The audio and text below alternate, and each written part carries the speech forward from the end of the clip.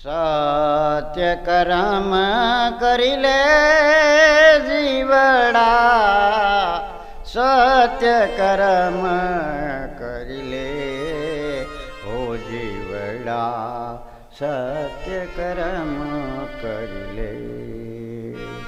સત્યને માટે હરિચંદ્ર વેચાણા, સત્યને માટે હરિચંદ્ર વેચાણા, વેચા પુત્રને પત્ની મનવા, સત્ય કર્મ કરી લે. સતધર્મ એ જ સાચો નિયમ છે. આપણને એમ થાય કે ભગવાને મારા માટે સાયો કર્યો છે, પણ કોના ભાગ્યનું ખાય છે એ આપણને ખબર હોતી નથી. કોના ભાગ્યથી આપણે જીવવું. એક ઘરની અંદર 5 સભ્યો હોય અને એના ઘરની અંદર લક્ષ્મી ન ખૂટતી હોય તો એવો કોક એવો ભાગ્યશાળી જીવ હોય એની અંદર કે એના હિસાબે તમારા ઘરની અંદર લક્ષ્મી ખૂટતી નથી અને તમે બધા સુખી હોય. આવા એક રજવાડાની અંદર એક રાજાનો રસાલો નીકળ્યો અને એ રાજાના રસાલાની અંદર અનેક સભ્યો રાજાને માથે છાંયો કરીને હાલવાની, એટલે સતરિયું રાખે, ધોતિયા રાખે અને એ એક એક ધોતિયાનો સાયો કરવાનો અને રાજા એ ધોતિયાના સાયે સાયે હાલે. એમ કરતા કરતા અઘોર જંગલ આવ્યું અને જંગલની અંદર 5 જે એના ધોતિયા વાળા હતા એમાંથી એક સભ્ય પાછળ રહી ગયો અને એ પાછળ રહી ગયો. એની પાસે પણ 2 ધોતિયા હતા, પણ જ્યારે જંગલની અંદરથી પસાર થયા ત્યારે આની પાસે 2 ધોતિયા હતા, એમાંથી એક મનુષ્ય પડેલો અને ટાઢનો બહુ ધ્રુજતો, બહુ ટાઈટનો ધ્રુજતો. એટલે આના દિલની અંદર દયા આવી ગઈ. એને એમ થઈ ગયું કે મારી પાસે તો 2 ધોતિયા છે, હું એક ધોતિયું રાખું તો મારું તો કામ રડી જાય એમ છે, પણ આ બિચારો જે જંગલની અંદર પડ્યો છે આનો રખેવાળ કોણ? એટલે પોતાનું જે એક ધોતિયું હતું એ આ જંગલવાળાને પુરાવી અને ઓઢાડી દીધું. આનો જીવ બચી ગયો. ટાઈટનો ધ્રુજતો હતો, ટાઈટ ઓછી પડી ગઈ, એને થોડોક આનંદ મળી ગયો. પણ રાજાનો રસાલો તો કાંઈ રૂકે નહીં, એટલે એની હારે તો જાંટને હાલવું પડે. જાંટ પોતે પણ એની અંદર હાલતો થઈ ગયેલો, પણ જ્યાં એનો વારો આવ્યો ત્યારે એની પાસે તો એક જ ધોતિયું હતું. રાજાનો રસાલો એક ઝાડની નીચે આરામ કરવા રોકાણો, પણ જ્યારે રાજા અહીંયાથી હાલતા થયા ત્યારે ભગવાને વાદળાનો સાયો કર્યો, વાદળાનો.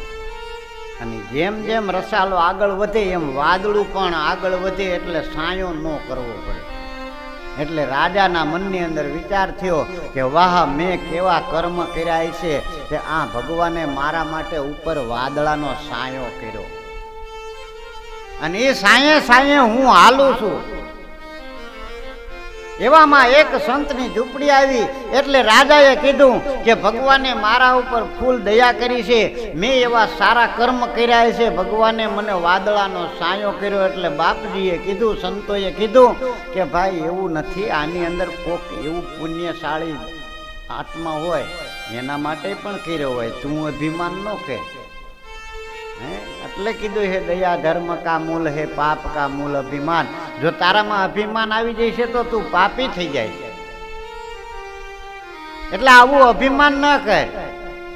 એટલે કીધું કે તો આમાં મારે નક્કી કરવું છે કે આમાં કોણ એવો પુણ્યશાળી આત્મા હશે કે જેના હિસાબે સાયો થાય છે. એટલે કીધું કે જો સામે પેલા વડ છે અને વડની નીચે તમે બધા આરામ કરો અને એક પછી એકને તમારે અહીંયાથી નીકળવાનું.